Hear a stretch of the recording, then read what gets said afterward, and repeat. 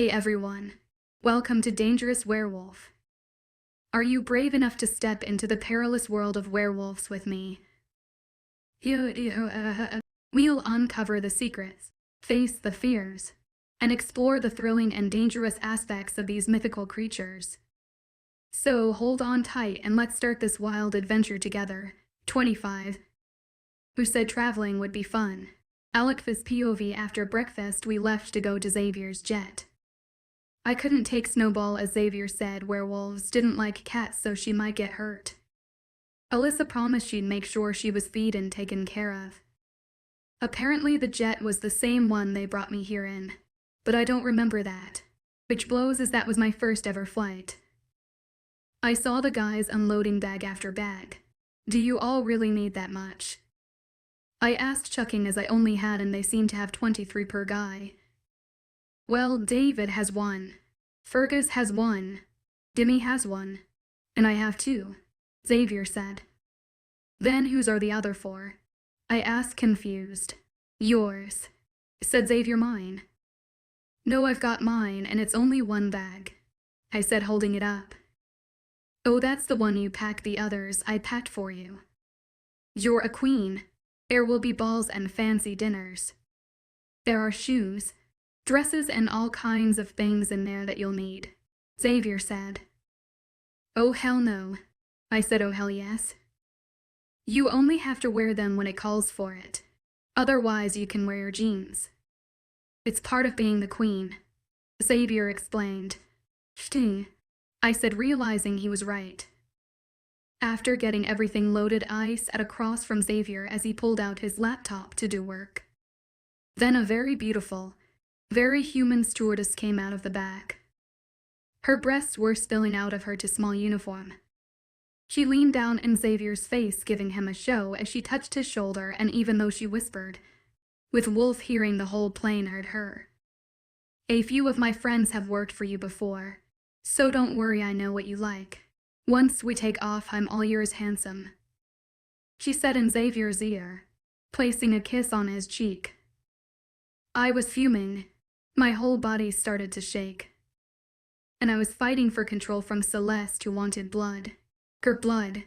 I mind linked Xavier. Get that whore off this plane before Celeste fades in her blood. I'm losing control. She's trying to take over. I screamed at him, get off my plane now. Xavier hollered at her. She jolted back, shocked at his words. David quickly grabbed her by the arm and shoved her off the plane, then shut the door. In an instant Xavier was by my side, touching my face and say ear as my eyes bowed from my blue to Celeste. I couldn't take it anymore. I stood up and got in the biggest part of the plane and shifted. Celeste didn't tear anything up, but she felt better being in her form. We both growled lowly. Xavier tried to walk over to us and we growled again. Just sit down. We're not going to do anything. We just feel better as our wolf right now, I said as we sat on our hind legs. We both had control. We were one. It felt weird, but good. It's okay. She's just going to stay in her wolf for a bit to cool off, Xavier explained as he switched seats just the closest to me, and so I would be in his line of sight. After take-off, Xavier said, Celeste, why don't you let Alex take control back now? We are both in control at the moment, so that's what you do on these flights. FCK the staff. Did you screw the one on the flight home with me on it? Did you FCK her while I was unconscious? I screamed at him through the mind, Link making him flinch. No, I told you once I found you that was it for me. I have a past, you knew that, he said through the link. Rationally, I know that. But what that woman did, it hurt Tex, I said, whimpering. I know, baby, I'm sorry. We never had the same stewardess twice. I'll make sure it never happens again, okay? I'll make sure the next one is a wolf and permanently staffed like the pilots. Okay, but it better be a male one. I warned him. Whatever you want, princess, he said, fighting a smile. I walked over to him and sat my big wolf head in his lap. Me and Celeste both needed comfort from our mates. It's okay, baby, he said, petting my fur. After about an hour, Xavier told me there was a bedroom at the end of the jet and that we could go in there so I could shift back. Even though I really didn't need to. And he knew that. No one besides him needed to know that, so I followed. It took a few tries, but I made it through the doorway. After he shut the door, I shifted back fully clothed. Are you okay? Do you want to lay down? We can cuddle, he offered. His offer was too tempting, so I nodded my head and laid down basically on top of him. I'm sorry, I said, getting sleepy. I know, baby. It's okay. He soothed me. The next thing I knew, I was drifting off. I woke up when Xavier started to get up. I growled and pulled him back down, lay my head back on his chest. Love, I've got to get up and get some work done, he said, stroking my hair. Cuddles, I said, refusing to let him go. Okay, how about you come with me? We can cuddle on the couch while I get some work done. He compromised. Fine. I relented. I grabbed a blanket, placing it around me as I shuffled my feet, following him out of the bedroom. He grabbed his laptop and sat on one end of the couch. I grabbed a pillow and placed it in his lap, then laid down with my head on it. About an hour, I was beyond bored and looked towards Lily. She seemed bored as well. I sat up and had an idea. Hayla, wanna go watch a movie? I asked. Sure, she said, her face lighting up. We grabbed food and snack from the galley and went to the bedroom. We plopped down with our haul and I grabbed my laptop and connected it to the TV in the bedroom, bringing up Netflix. We started watching When Calls the Heart and settled in. About 2 episodes and there was a knock on the door. It's open, I said, not taking my eyes off the screen. Hey, can I join? Jimmy said, surprising me. Yeah, sure, I said, moving over to give him room with Lily between us. Jimmy came in holding 2 bags of popcorn and plopped down. I love this show, he whispered. 3 hours later, Fergus and Xavier had joined us. I was sitting on Xavier's lap while Fergus was laid across the bottom. Oi, come on, you can tell the lass likes Jack and her. Why are they fighting it? Complained Fergus. It's called suspense. Shut it, bagpipes. I mumbled, throwing popcorn at him, engrossed with the show, while making a mental note to tell Elisa about his new favorite show. I'm not sure when, but I fell asleep. But when I woke up, I looked around. Everyone had fallen asleep. I was still on top of Xavier. Lily was next to us. Jimmy was next to her, only he was upside down with his head on Fergus' back, snoring, and there seemed to be a wet spot under his head. Gus was also snoring. It's a dog pile, Celeste said, snickering. I quietly laughed and pulled out my phone and started taking pictures. I sent one to Elisa and instantly got back a laughing emoji. I quietly got up and slipped out of the room. I saw David working a crossword puzzle. Do you ever sleep? I asked them through the mind, Linkus, to not wake anyone else up. Yes, actually I haven't been up long, he said, not looking up at me. David, do you have a mate? I asked, honestly curious about him. He's the only one who is still stand of fish. I did. She died right as I met her. She was part of a rogue group who attacked us almost 80 years ago. He said, I'm sorry.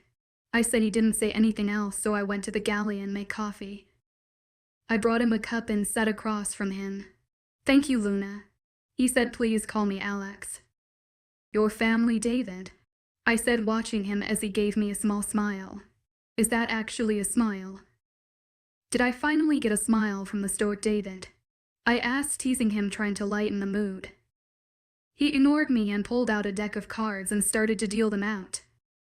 After we landed and disembarked from the jet, 2 black SUVs were waiting for us. They took us to a hotel not far from the pack we were visiting. After getting settled in our rooms, we ordered room service and iced of the night content in Xavier's arms.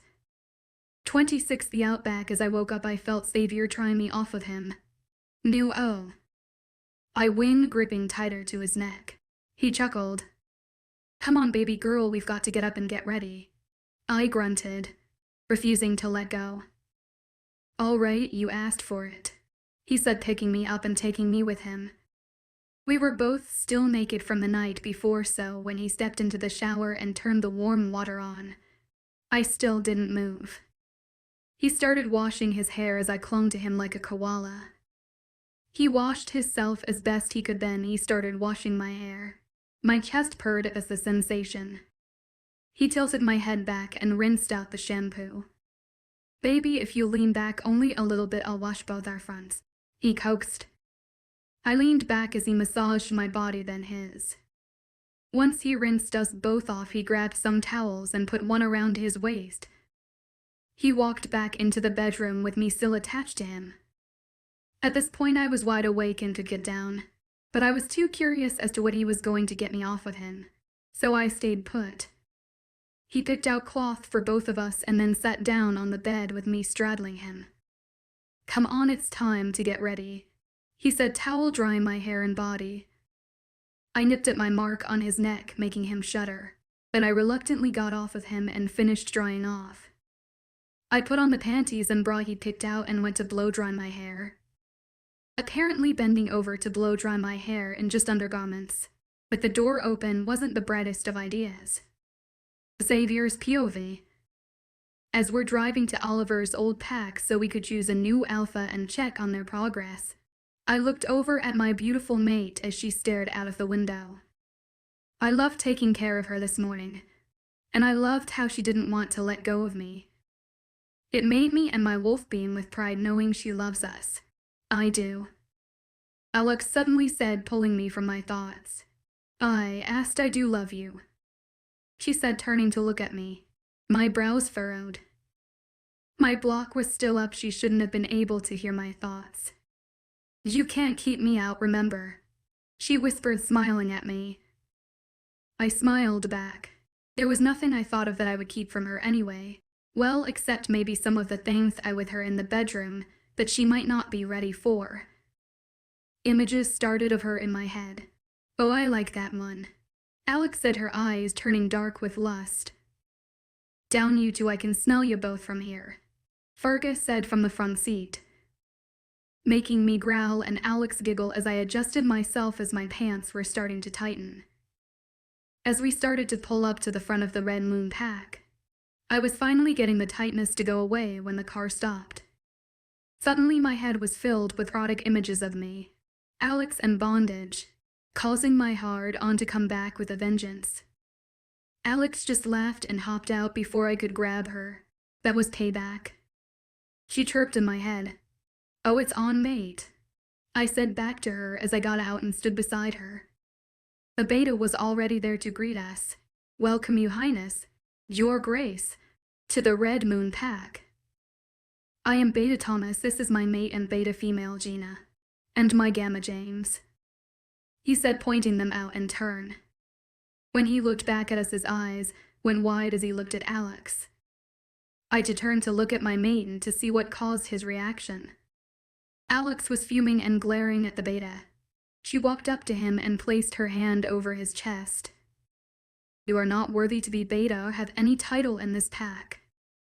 I hereby strip you of your title and declare you and your family omegas, and I sentence you to death, she said, shocking everyone around us as a blue glow of power exited him and went up her arm. He fell to his knees. You haven't done anything King Xavier ordered you to. You were just going to put up a front until we left. You put fear into everyone not to say a word while we were here. You're worse than Oliver.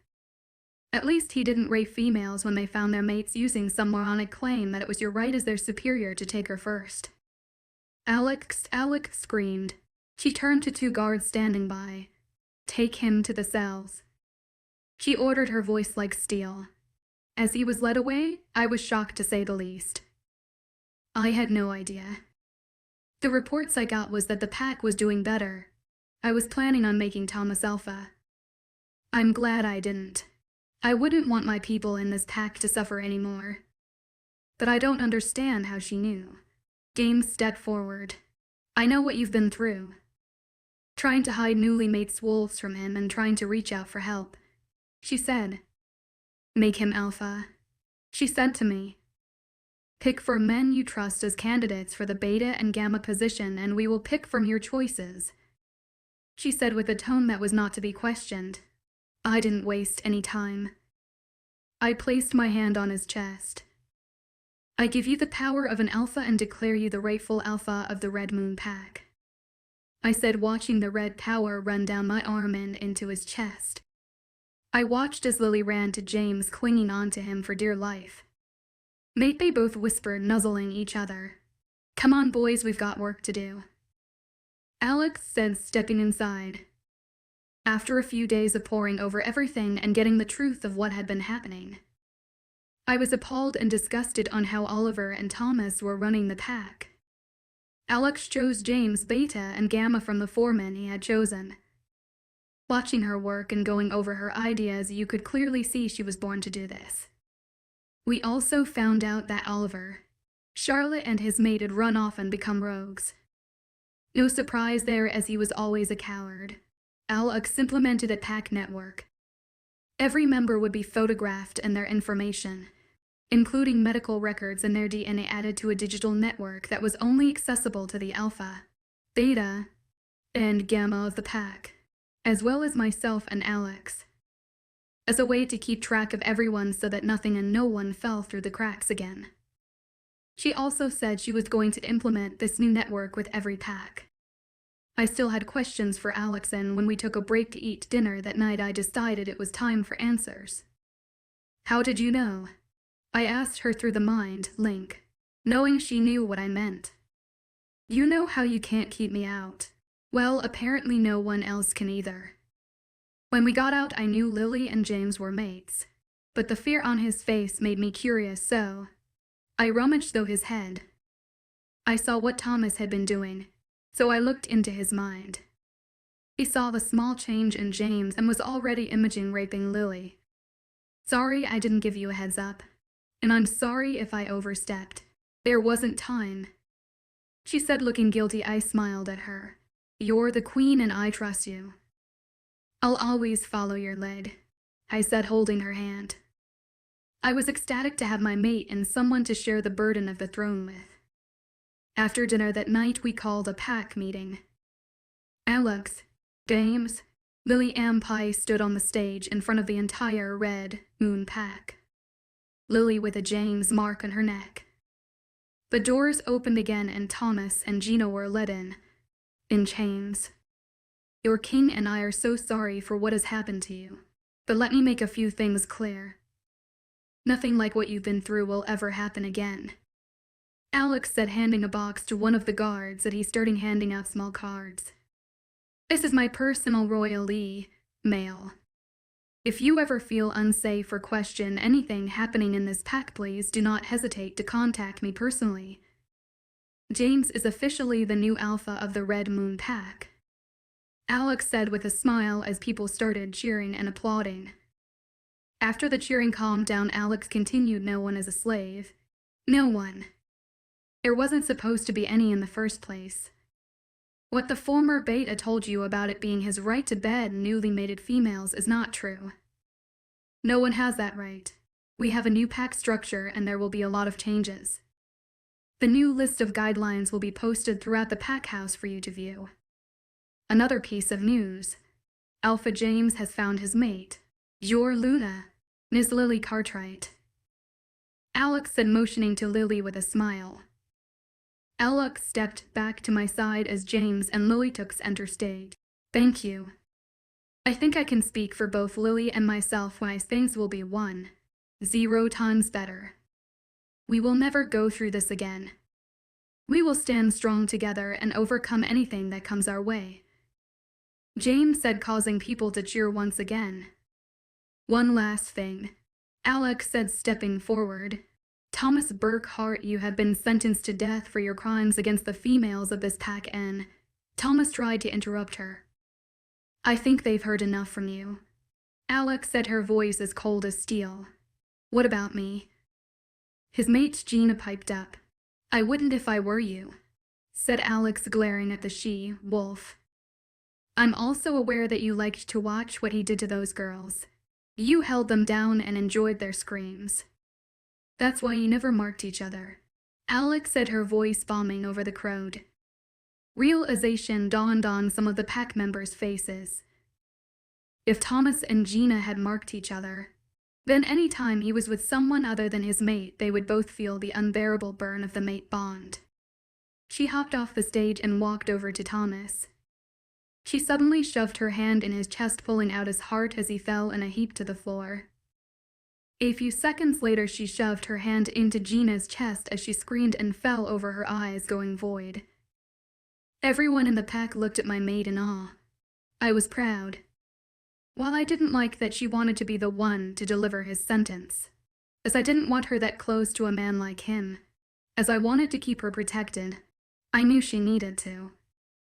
As their queen, they needed to take her seriously and respect her. She was strong, smart, and she had a new perception that really helped in setting up the new guidelines and policies, all aimed at keeping people safe. She truly cared about people. I was so lucky to have her for a mate. 27 ambushed Alex's POV.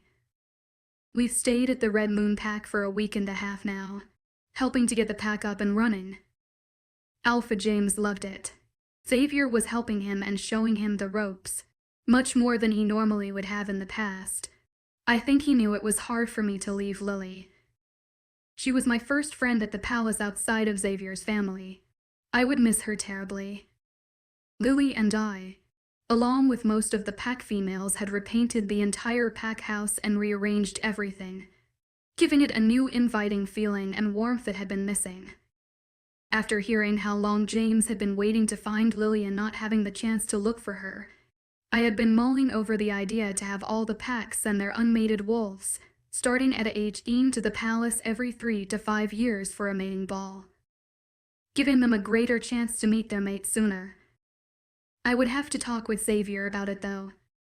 Currently, Lily and I were in her office going over her Luna ceremony plans that was due to take place tonight. Lily was going to be an amazing Luna. I had already promised Lily that I would pack up and ship the rest of her things, and she promised to keep in touch. After the ceremony, Xavier, Fergus, Jimmy, David and I would have to leave so we could visit the other packs. As we were putting the finishing on the plans, Fergus and James busted through the door. They took. Ambush. They were both panicked, panting and out of breath. Slow down, what's going on? I asked, taking in her appearance. Their clothing was ripped and James was bleeding from his side. They took him.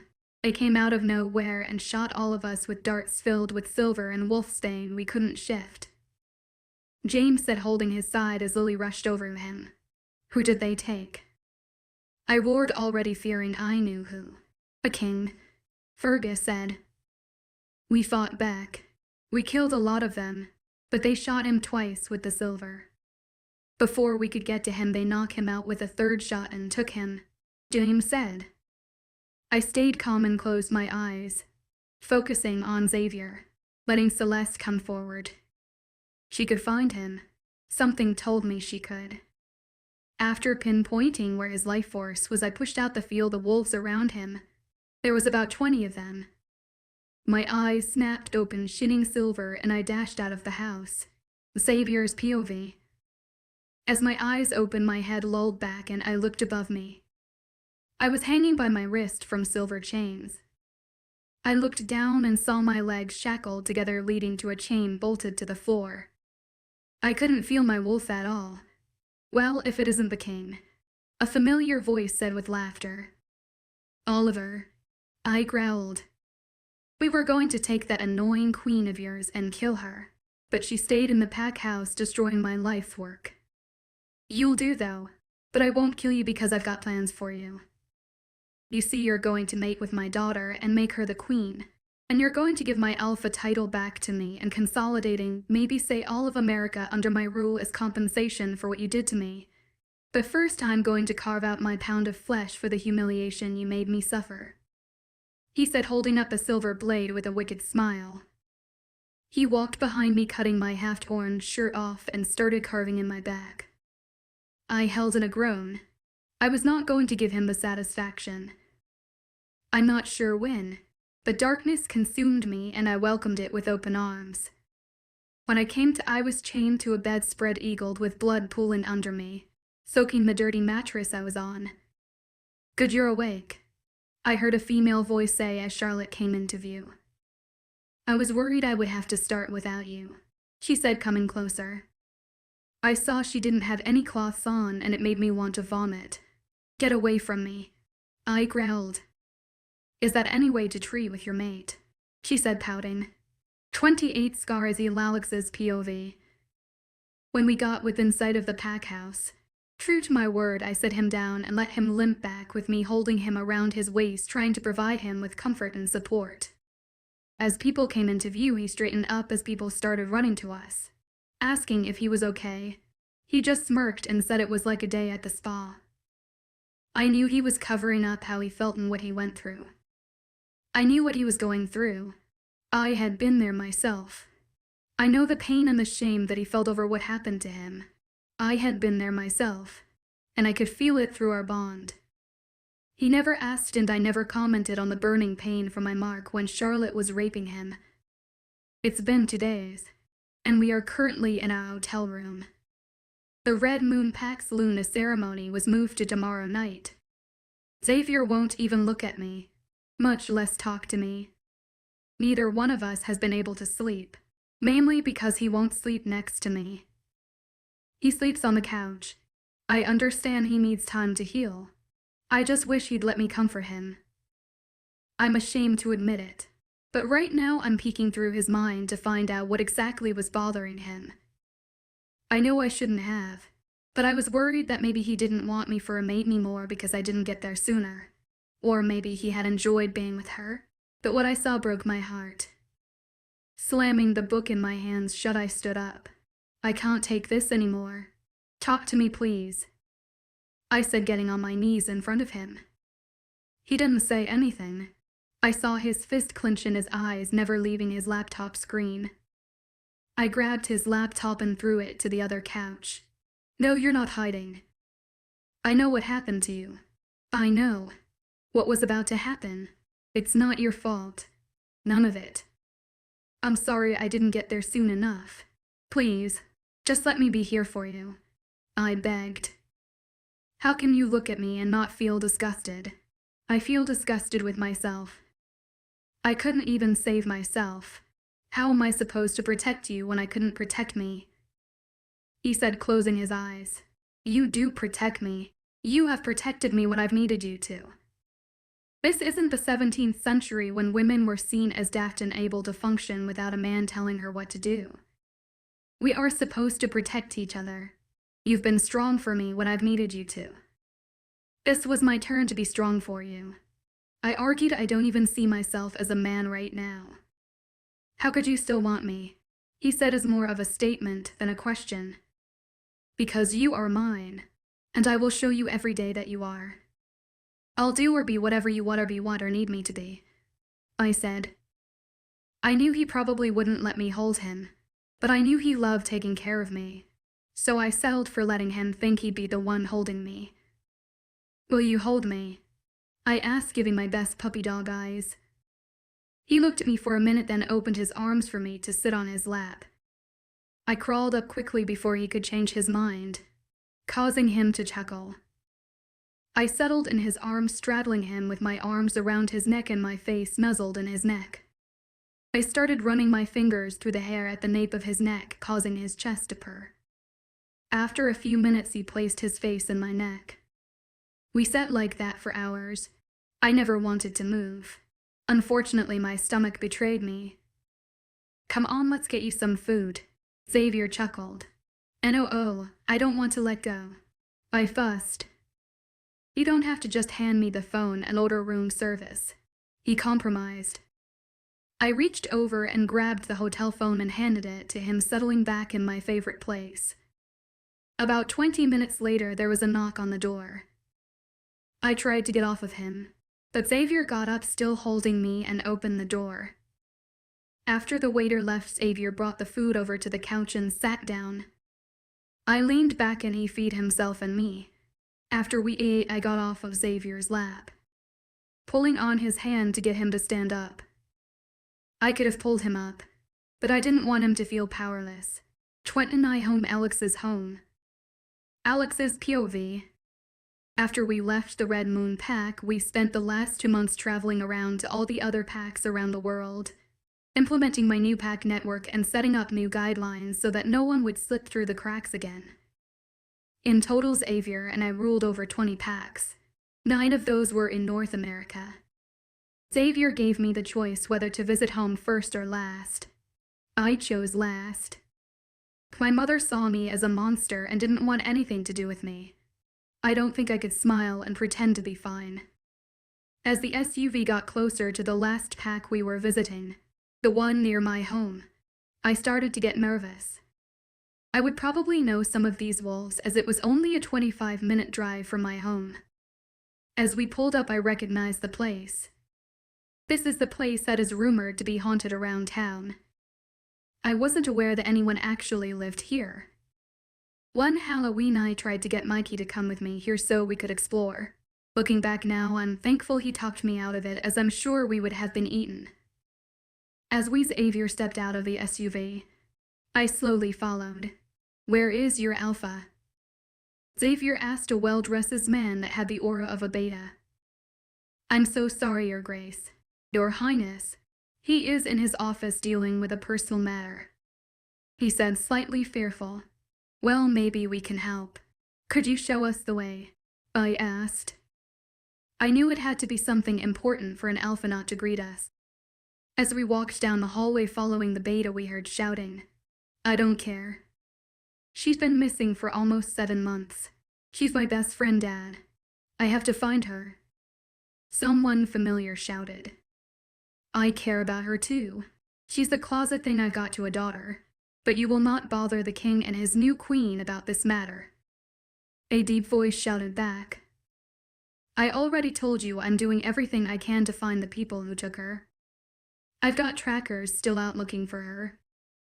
I promise you, if she's out there, we will find her little brother. Have faith," another voice said.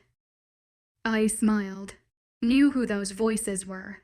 I just knew. I pushed past the beta and threw the door open. Standing in front of me was the first man in my life to show me what a father should be. Across from him was my best friend, and next to him was his older brother, Lucas, Mikey. I screamed, launching myself to him like a monkey. "Alex," he said, stunned, but catching me in time before we both fell. "Alex, are you okay? Where did you come from? Who took you? I swear I'll kick their ass," Mikey said in a rush, checking me for injuries and giving me a hug. I was about to respond when we were interrupted by a growl. I turned my head and looked at Xavier. "Calm down, he's my best friend," I said with the "are you serious right now" look. "Don't care, I don't like seeing someone with their paws all over you," he said, his voice tightened, his eyes changing colors. "He's gay, remember? He would be much more interested in you than me," I said through the mind link. "Fine," he huffed out. I hugged Mikey for a minute longer, then went to hug his dad, Jack, who's always treated me like a daughter. "We've been looking for you, kiddo," he said with a tear in his eye. "I know, I'm sorry," I said.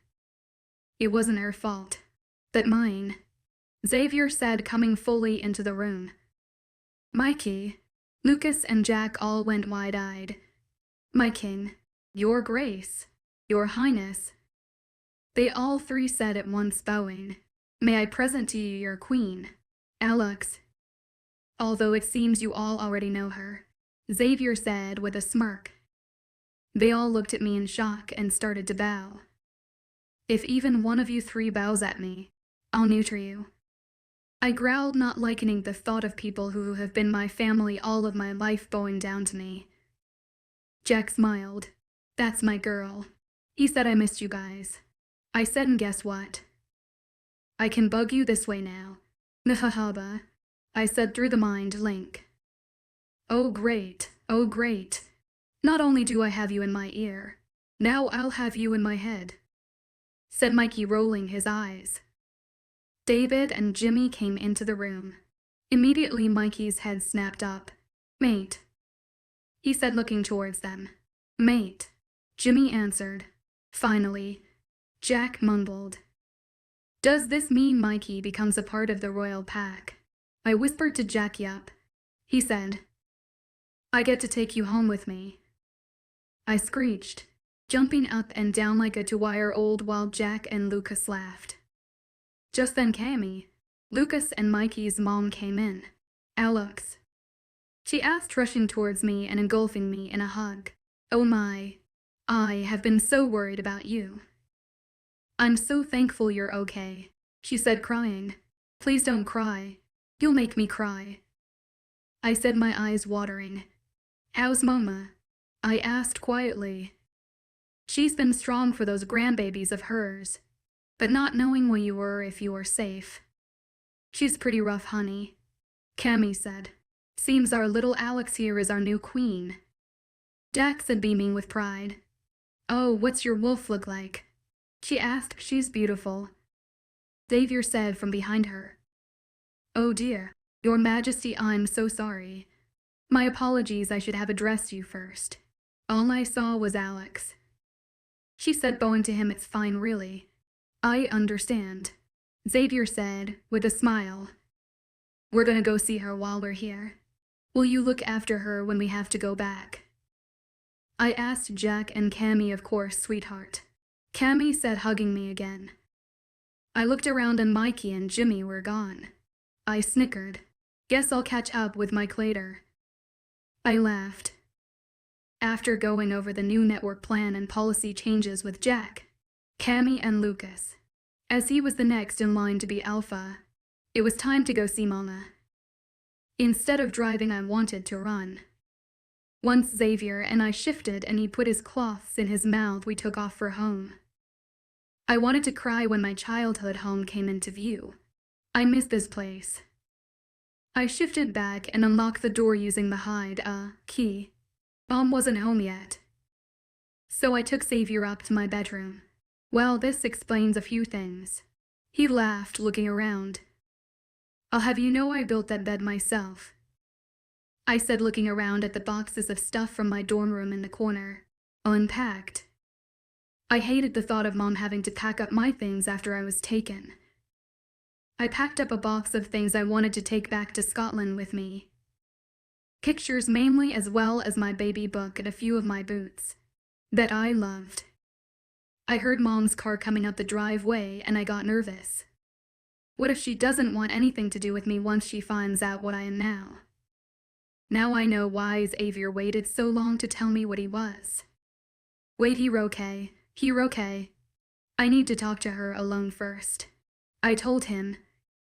He nodded and plopped down on my bed as I heard the front door open. I silently walked down the stairs and watched as she put her purse down on the counter. Mama, I said as I reached the bottom step. Alex, she said, rushing towards me and pulling me to her. Oh my baby, she said, crying. Are you okay? How did you get away from the men who took you? Are you injured? She rushed out. I'm okay, Mom, better than okay actually, I said. Here goes nothing. Like a band-aid, just rip it off, I told myself. Mom, I have something to show you. Please remember it's me, and I won't hurt you, okay? I asked. Oh, okay, she said, confused. I stepped further into the living room and shifted. Alex, Mom said. I shifted back. It's me. I was taken by a werewolf. They are good people, Mama. They truly are. I was his mate. His soulmate. See, werewolves only have one soulmate, and I was his. He took me because they can't live apart. They just want to live their lives in peace. They're not evil or anything like that, I explained quickly, holding my breath. Does this mean you can come home now? She asked, sitting down on the couch. No, I have to stay with him. He's sort of the king, I said, plopping down next to her and putting my head on her shoulder. But we can come visit. And you can come visit us anytime you want. You can use his jet, I said, grinning up at her. You're truly okay. They didn't hurt you? She asked again. I'm honestly okay. Mom, I said you can't tell anyone though. Not my sisters or my brother. I won't, honey. Besides, they'd probably lock me up if I did, she said, laughing. Do you want to meet him? I asked. He's here. She asked. I nodded my head. I think that'll be okay, she replied. Knowing Xavier could already hear us, I heard him coming down the stairs. It's nice to meet you, Xavier said, coming in the living room. Xavier, this is my mama, Marie. Mom, this is Xavier, my mate, and sort of my husband now. We apparently got married when I was crown queen, I said as fast as I could sheepishly. Mom stood up and picked up a magazine off the coffee table, rolled it up and smacked him with it all over after each word. You could have brought her back sooner, you know. A phone call, a letter, anything. And if you hurt my little girl, wolf or not, I won't hesitate to skin you alive, boy, Mom said in her mom voice I knew all too well. Xavier looked like a kid who got caught sneaking a cookie before dinner. I'm sorry, he said, rubbing the back of his neck. Good, Mom said, turning back to me to hug me again. Come on, we'll make dinner and you can tell me about where you've been, she said. After she made my favorite, lasagna, we ate and talked for hours. Then Xavier announced that he had transferred money into her bank account so that she could quit her dead and job and take it easy. I think he was still feeling guilty about not thinking about how taking me would affect her. Mom tried to make him take his money back, but he refused. I told her that Jack and Cammy were wolves too, but I explained that they didn't even know until today what had happened to me. Xavier also told her that if she had any problems to go to them and the pack would take care of it. When we told her the palace was in Scotland, she got excited. She's always wanted to see Scotland. Just then we heard a car pulling up. I glanced outside and saw it was one of my sisters. Xavier and I hid in my bedroom. We heard the door open and my sister say she had picked up an extra shift at the hospital and needed Mom to babysit. After my sister left, we came back downstairs, and when my 3-year-old nephew saw me, he ran to me. All X, he said as I picked him up, spinning him around and kissing his chubby cheeks. Coda bear, I said, placing him on my hip. We stayed a while longer until Coda fell asleep and David came to collect us. Xavier loaded up the things I wanted to take with me. I stood on the porch with Mom. We'll be back tomorrow. We're staying the week before we have to go back, I said, hugging her again, taking in her familiar scent. Be safe, Mom said as I got in the SUV next to Xavier. Thank you, I said to him. Anything for you, my queen, he said, pulling me on his lap. You looked good with a kid on your hip, he said, smiling at me. Good, because you're gonna have to get used to it. And soon, I said, looking up at him. Are you? He trailed off. I'm pregnant. 30 Epilogue 7 years later, Alex's POV. When I first told Xavier I was pregnant, he was ecstatic. He was so excited to become a father. We wanted to be surprised, so we never found out what we were having. We only knew we were having twins. Xavier was worried that if our firstborn was a girl that she wouldn't be able to rule, as the title is handed down to the oldest male heir. So he changed that policy. Now every alpha can hand down their titles to their oldest child, regardless of gender. I also found out that same-sex twins share the same mate. So we thought it was best to make them both queens when the time comes. We named our girls Hope and Faith. When they were two, we held a mating ball. David even found his mate and I was so happy for him. For years after we had the twins, I gave birth to our son, Liam. You would think going from having two babies at once to one would be a lot easier. Not with Liam. It's like having 3 of him. While the twins were calm and easy babies, lulling us into a false sense of security, Liam is a Tasmanian Evil. Mom comes and visits 4 times a year. She's gotten used to the craziness here. Everyone loves her. We still visit her at home once a year for a week when we make our pack rounds. She invites my siblings and their kids over to her house for what's become an annual BBQ so I can watch them from the tree line. I may not get to talk to them, but at least I get to see them. While my siblings don't know anything, my nieces and nephews have all grown used to seeing a silver wolf once a year. They even waved me.